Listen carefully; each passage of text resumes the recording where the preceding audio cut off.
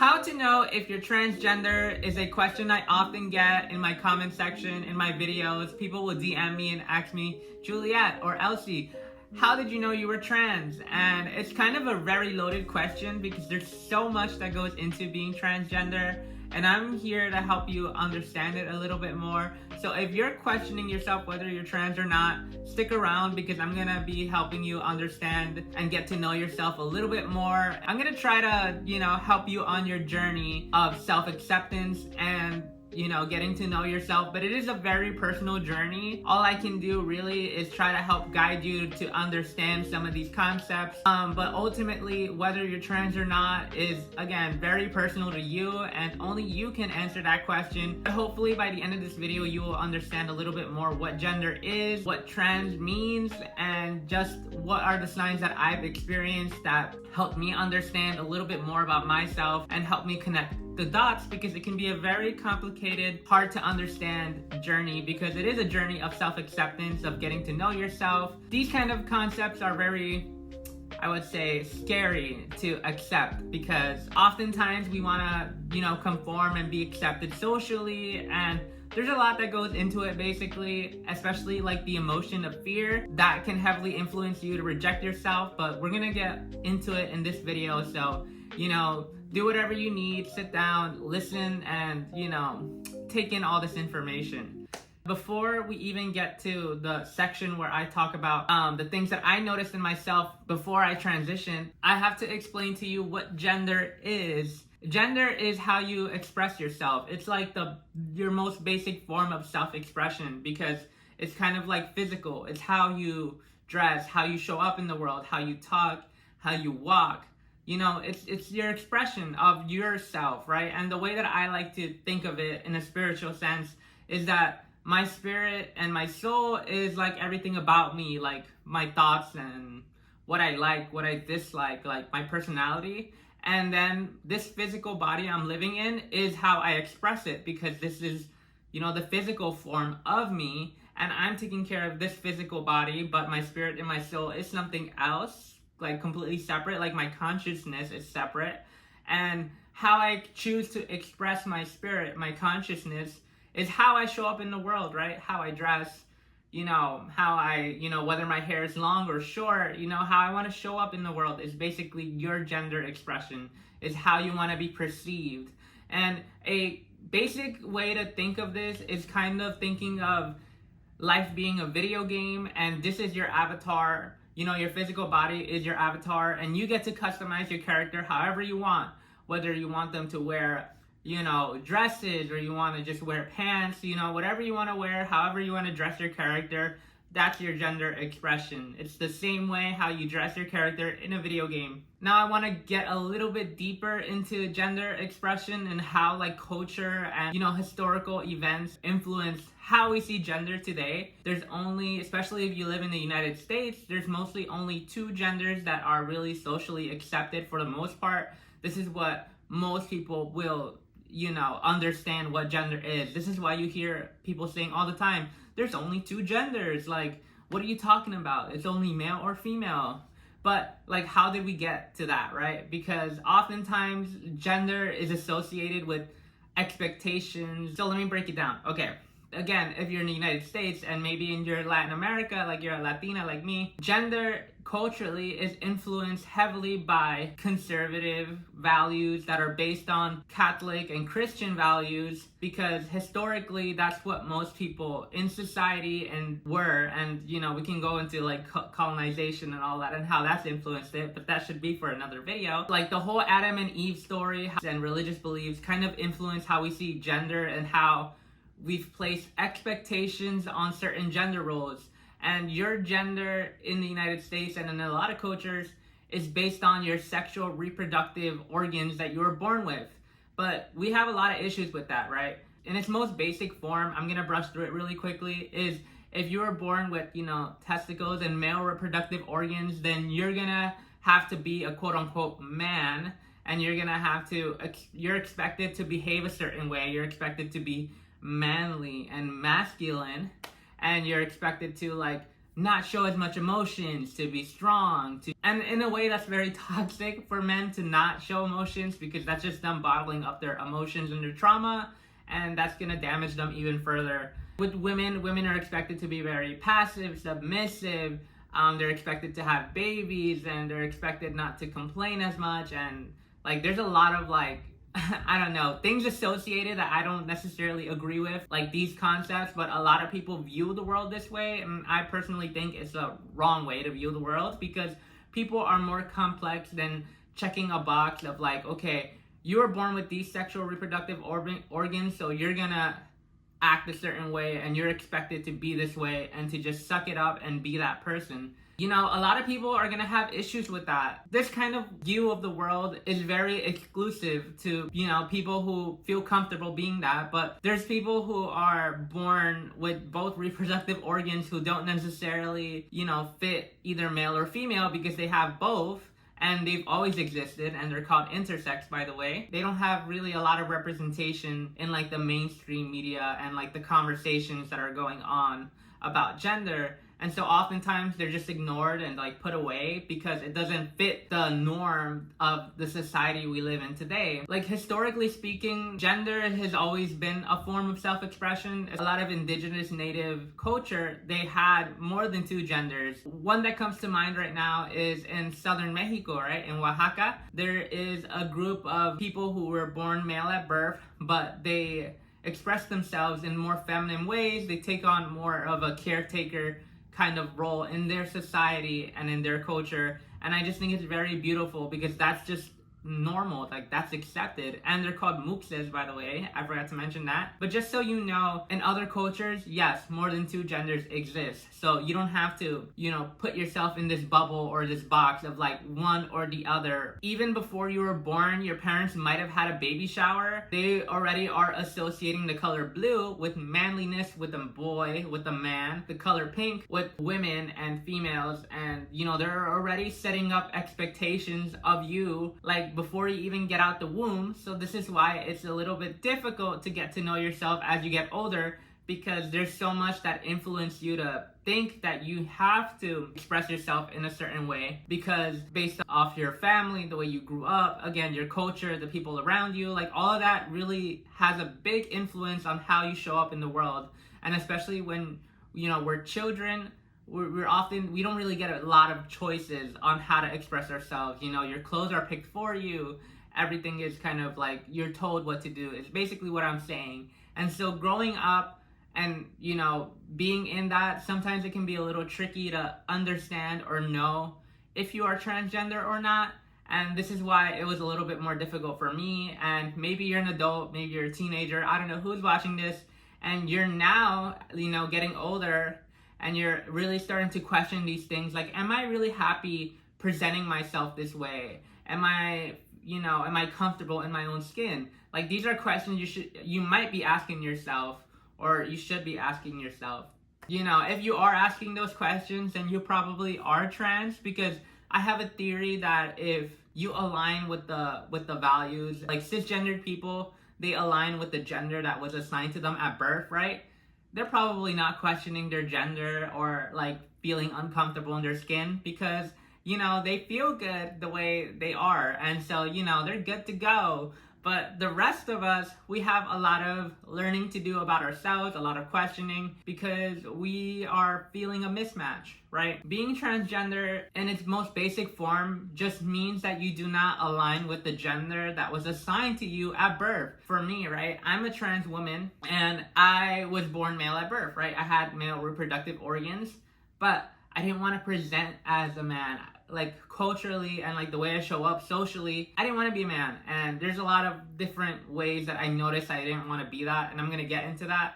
But so that makes me trans, because I do not, you know, I don't feel comfortable in that gender role that was assigned to me, and so that makes me trans. And there's also like people who are considered non-binary that are also a part of the transgender community and like a subgroup, right? And basically, some of these non-binary people, they might be gender fluid, where one day they might feel a little bit more masculine, and one day they might feel a little bit more feminine, and so they might like fluidly, you know, switch between two of them. or they might not even feel like either or. And so that makes them non-binary. They don't choose to be a man or a woman, one of the two genders. They choose to be just maybe just them, whatever that means to them. And again, it's a very specific, very personal journey for everyone. I encourage you to, explore more of yourself. That's kind of more or less what gender expression is and what being trans is. And hopefully that helps you understand a little bit more who you are. Now we're gonna get into the point of the video where I'm gonna talk about things that I noticed of myself, right? In my journey, how I realized I was trans, how I realized I was a woman, basically. For me, it was a little bit tricky. When I was growing up, I grew up with a Catholic family, conservative. My parents, are both from Mexico. So that influenced me a lot, especially growing up. I got baptized in a suit and, already since I was 3 or 4 years old, I was already, wearing male clothing and all of this. So for a while, I just kind of accepted it as it was, I would say, especially in those early years. I didn't question it too much. You're kind of still innocent. You're just worrying about having fun and, playing and all of that. It wasn't until probably after 10 years old, once I started getting closer to 13, 12, 13, and 14, I would say those years, I really started to realize that I wasn't feeling comfortable being a man. So many people are going through puberty at that time. I remember specifically, one thing that was always, told to me is that boys have to have short hair, and I always wanted to have long hair. That was that conflict. It's just I knew I wanted long hair, but I didn't necessarily understand at the time that I was trans. It was just the early signs of realizing that, I am trying to be my own person, and I was already being told that that was wrong. Rejection is a big emotion, and, it instills fear in you. And so as a teenager, I felt that heavily. On my own time, secretly, I would steal my sister's clothing and her makeup. And once I started to explore that and really started to express myself, the first time I wore a skirt or a dress, I just felt oh my god, this is me, and it's fun and it's amazing. And for a long time I kind of rejected that, and I was no, I can't do this again because this is wrong, people are gonna make fun of me, something is wrong with me. But I didn't really understand self-acceptance. I didn't really know how to accept myself. And at the time I was getting bullied for being a smaller boy, and I wasn't even entirely dressing up as a girl in public, but just having long hair or just being a little bit more feminine kind of made me I guess easy to pick on, and that influenced me a lot. And I just felt with my parents, I couldn't really talk to them either because I grew up in poverty, and so I just felt they were emotionally unavailable, and I didn't want to bother them with my emotions. That led me down a road of self-rejection. I hated so much about myself at the time, and if there's anything I wish I told myself back then is that it's okay. I would give myself a big hug and tell myself that I'm exactly who I'm supposed to be, and you're a woman. I wish I had that support early on. There was other signs that I also noticed about myself. Again, these are my experiences. I don't know if you experienced this, but especially when I was in public, I didn't changing in front of other guys, and a lot of men were they were okay taking off their shirt. But for me, especially when we had gym, in the locker rooms, I always felt uncomfortable changing in front of other boys and guys, and I would wait until they leave for me to change because I felt that uncomfortable in my skin. I didn't want anybody to see my skin. I often felt way more comfortable talking with other girls. I made a lot of friends that were girls, and I felt way more comfortable with them than I ever did with boys and men, because every time I had male friends, I did hanging out with them, but I just felt I always had to put a mask on, try to fit in. And I always found myself often people pleasing, especially when it came to other groups of dudes and trying to be cool. I remember even one time I asked one of my male friends, it's how do I be more manly, how do I be more masculine? And they thought that was a weird question, and I was oh my god, I have to shut up because why am I even asking myself this? I'm just a man. I have to be a man. And, that's not something you question. Little things like that, not knowing what to do, feeling you don't fit in with them and people pleasing. Those are big signs that you're not being yourself. Because if you're people pleasing, you're trying to impress people. And the biggest person you should be trying to impress is yourself, because it's your life. You need to love yourself first. You don't need that validation from other people. And for me, I was seeking that external validation from other people, from other groups, to know that, I'm doing what I'm supposed to do. Deep down, I had to learn the biggest lesson of my life was that I need to love myself. It does not matter what these people think of me. I need to worry about my life because they're not living my life. They're not in my skin. And it's very hard to start to think of these things, like starting to put yourself first, when you're surrounded by a lot of like maybe narcissistic people who basically don't have the best intentions for you, and maybe they're not the best friends, maybe it's your family members, you know, they have these other values instilled in them. Bullying and fear is a big one, because for me, that was the biggest emotion that like really made me scared, because I was scared. I was like, if I am myself full time and I want to be a woman, like I want to be a girl, I am gonna get like, beat up and all this stuff, even more than I was already getting beat up for being myself. And so that was very scary. I'm gonna make a whole nother video about how staying in the closet, long term is very toxic to your inner self, and you're really hurting yourself, because a lot of people will go on this, self-rejection journey where they might try to be a man or a woman one last time, and they might, try to prove to themselves that they aren't trans or they're not that way, because they're scared. They're scared of self-rejection. They're scared of being isolated. Because as human beings, our brains are wired for survival. And so the thoughts in your head are gonna be about survival, and your brain is gonna try to convince you that you are supposed to be away because your brain wants to keep you safe. And, that leads into anxiety, that leads into all these things that just, it's like a loop in your head that will just keep you locked up. It will keep you in fear. It will make you reject yourself. I hope I'm explaining myself good, because it's very psychological. It goes deep, okay? Like I said, it's a journey of self-acceptance and of getting to know yourself. This is kind of the way how you're gonna get to know yourself, is by really leaning into those things that you might be curious about. Like, if you don't know if you're trans, try in a video game, try role-playing. I feel like that's the safest way, because you can be anonymous and see if you like it. See if you like being another gender in the video game.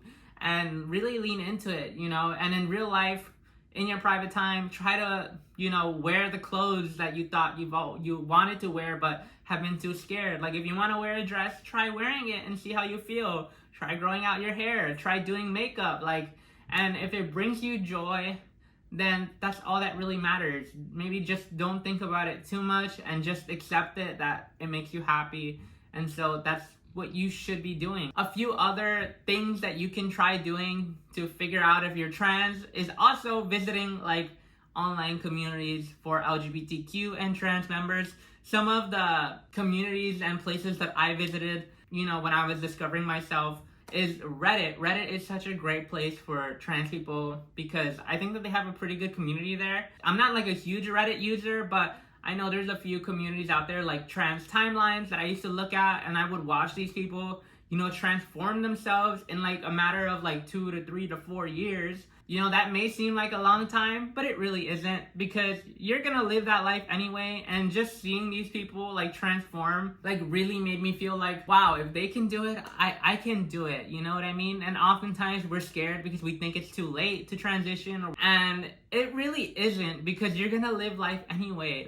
The time is gonna go by anyway. You might as well spend it working on yourself and being happy. The alternative is being miserable and going through that same time being unhappy and just not being your best self. And I don't believe that anybody really wants that for themselves. There's another one, I think, called Trans Egg IRL. I don't know if I'm saying that right, but basically that one refers to people who are in the rejection. They're still in their egg, they're gonna hatch into a transgender person, but they're still in the egg, they're still shy, maybe they're scared to take those steps.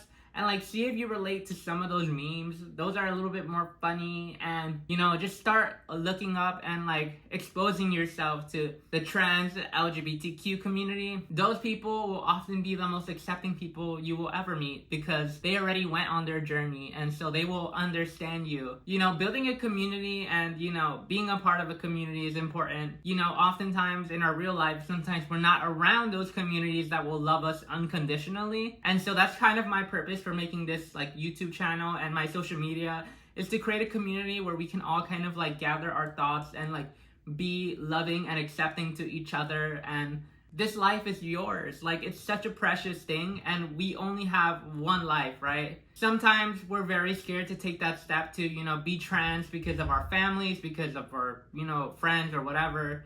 At the end of the day, it's your life, you know what I mean? You have to be happy. You deserve to be happy. Comments down below, let me know anything that you guys noticed that I might have missed. Yeah, we're almost at 1,000 subscribers, and I feel like this is a good way to, end the video. I hope that, you've learned a little bit more about yourself. Let me know down in the comments below if there's anything else I missed that you might be curious about, or any other video idea topics that you have. I want to help so many other people on their journey, because I feel really good about myself currently, and I just want you to all feel good, okay? I'm trying to be y'all's mother, I'm trying to be that loving figure to help you learn to love yourself and, go on your own journey and be like a caterpillar and turn into a little butterfly and fly away, okay? I want you to be your best self. And yeah, I think this is a good way to end the video. Please subscribe, because we're almost at 1,000 subscribers again. I'm very proud of that. Leave a comment down below. I reply to almost all my comments. Follow me on Instagram and on TikTok. I'll try to get back to you if you DM me. And hopefully in the future, we build up our Discord community. I'm trying to build that too, but I also have ADHD, so it's a little hard to keep track of everything, but I'm also on my ADHD self-improvement journey. So thank you so much if you made it to the end of the video. I feel like I rambled so much, but I hope that there was some really good, useful insights in this video that can help you. Anyway, I'll see you in the next video. Bye, y'all.